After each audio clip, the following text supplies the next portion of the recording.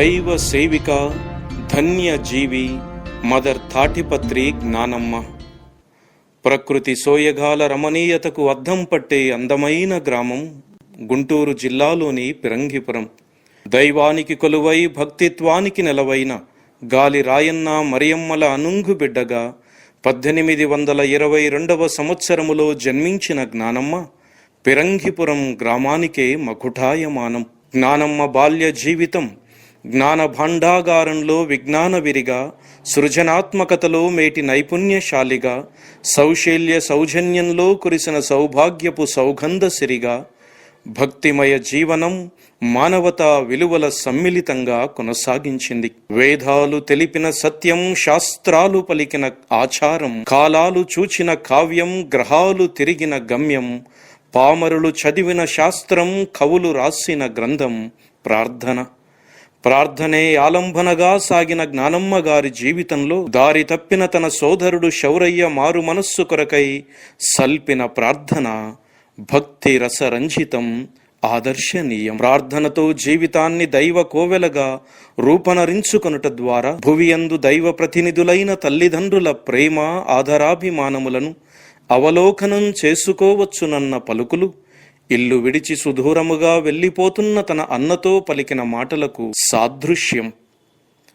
తానొకటి తలిస్తే దైవమొకటి తలచిందనే చందంగా భక్తి భావరసరమ్యతకు ఆలవాలమైన తన జీవితం దైవాంకితమై మఠవాసినిగా ఆత్మ ప్రపూర్ణతతో కొనసాగాలని కాంక్షిస్తుండగా తన జననీ జనకులు విచారణ గురువును సంప్రదించి జ్ఞానమ్మకు వివాహం చేయాలని నిర్ణయించటం జ్ఞానమ్మను ఎంతగానో కలవరపరిచింది. ఇది దైవ ప్రణాళిక అని విచారణ గురువు ద్వారా గ్రహించిన తాను తల్లిదండ్రుల నిర్ణయానికి శిరసావహించి ఇన్నయ్యను వివాహమాడుటకు సంసిద్ధమైనది. దైవ కృపతో ఏర్పడిన ఈ 3 ముళ్ళ బంధం 7 అడుగుల సంబంధం 100 ఏళ్ల అనుబంధంగా ఆకృతి దాల్చగా బాధ్యతాయుతమైన గృహిణిగా జ్ఞానమ్మలోని పరిపక్వతను గాంచి తల్లిదండ్రులు సహితము విస్మయముందితిరి. 5 కుమారులకు జన్మనిచ్చిన పిమ్మట తన 37వ ఏట భర్త తీవ్ర అస్వస్థతతో అకాల మరణం చెందగా ప్రార్థనే ఆలంబనగా చేసుకుని కుటుంబ బాధ్యతను, పిల్లల పెంపకాన్ని నిర్విఘ్నంగా కొనసాగిస్తూ తన మదిలో మిగిలియున్న ఆడపిల్లలకు విద్య, స్త్రీల అభ్యున్నతి, బలహీన వర్గాలకు సేవ చేయాలనే చిరకాల వాంఛ సజీవమై ఉండగా 1862 సంవత్సరములో తన స్థిర చరాస్తులను అమ్మి ఫాదర్ ఆరోగ్యనాథన్ గారి సలహాలు సూచనలతో బాలికల పాఠశాలను ప్రారంభించి సంతసించింది. అద్భుతం జరగటం కోసం ఎదురు చూడకు, నీకే అద్భుతాన్ని సృష్టించే శక్తి ఉందని మరువకు అనే మాటలకు సాదృశ్యంగా బాలికలకు పాఠశాలను ప్రారంభించటమే కాక ప్రాంగణమంతటిని సుందర నందన వనంగా ఇట్టే ఆకట్టుకునేలా తీర్చిదిద్దుతూ సుదూర మారుమూల ప్రాంతముల నుండి విచ్చేయు బాలికలకు ఆశ్రయమిచ్చి దైవ మానవ విలువలతో జ్ఞాన సముపార్జన చేసి అభ్యున్నతిలో నడిపించింది. అనవసరమైన ఆలోచనలతో నిర్వీర్యం కాకుండా మన తోటి వారిని జాగృత పరచుటకు మనం శక్తివంతులం అవుదాం అనే సంకల్పంతోనున్న జ్ఞానమ్మ చెంతకు తన 28వ ఏట అగతమ్మ, 15వ ఏట అరుళమ్మ వచ్చి హాస్టల్లో చేరిరి. ఆ తదుపరి శిక్షణ పొంది మఠవాస జీవితాన్ని స్వీకరించి సభ మొదటి ఫలాలుగా నిలిచిరి. గుండె కదలికలు రాతి దెబ్బలైతే, ప్రాణం పోసే ఊపిరి ప్రాణమాపితే, చూసే కంటికి వెలుగు దూరమైతే, నడిచే దారులు మసకబారితే, గడిచే ప్రతీక్షణం చివరిదనిపిస్తుంది. మరణశయ్యపై తన కొన ఊపిరితో కొట్టుమిట్టాడుతున్న వేళ తాను ప్రారంభించిన ఈ మహాయజ్ఞం నిర్విఘ్నంగా కొనసాగాలని కాంక్షిస్తూ అన్ని వేళలందు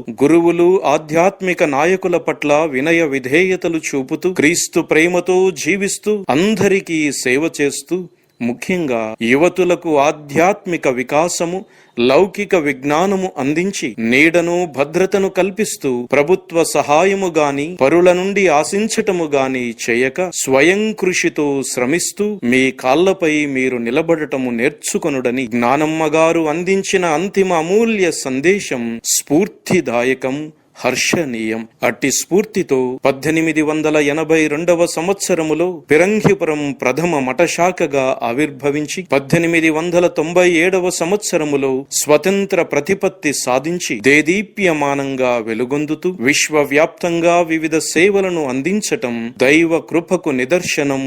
ఇది హర్షణీయం. ఈ మహాయజ్ఞము నిర్విఘ్నంగా కొనసాగాలని, దైవ మానవ సేవలందు తరించాలని ముందుకు సాగుతూ జ్ఞానమ్మ గారు పునీత పట్టము పొంది అసంఖ్యాకులకు శుభకరములై, శ్రీసభకు శ్రీకరములై, ఎందరికో నిత్యానందదాయకములై విరాజిల్లాలని ఆశిద్ధాం, ఆకాంక్షిద్దాం. ఆ దేవదేవుని ప్రార్థిద్దాం. వినతులు తల్లి జ్ఞానమ్మ గార, ప్రణతులు తల్లి జ్ఞానమ్మ గార, వినతులు తల్లి జ్ఞానమ్మ గార, కరమోడ్చి ఆర్తితో అందించు కరమోడ్చి ఆర్తితో అందించు నీవు కాంచిన మహిమను మేము పొందగా, నీవు కాంచిన మహిమను మేము ప్రణతులు తల్లి జ్ఞానమ్మ గార, వినతులు తల్లి జ్ఞానమ్మ గార, ప్రణతులు తల్లి జ్ఞానమ్మ గార, వినతులు తల్లి జ్ఞానమ్మ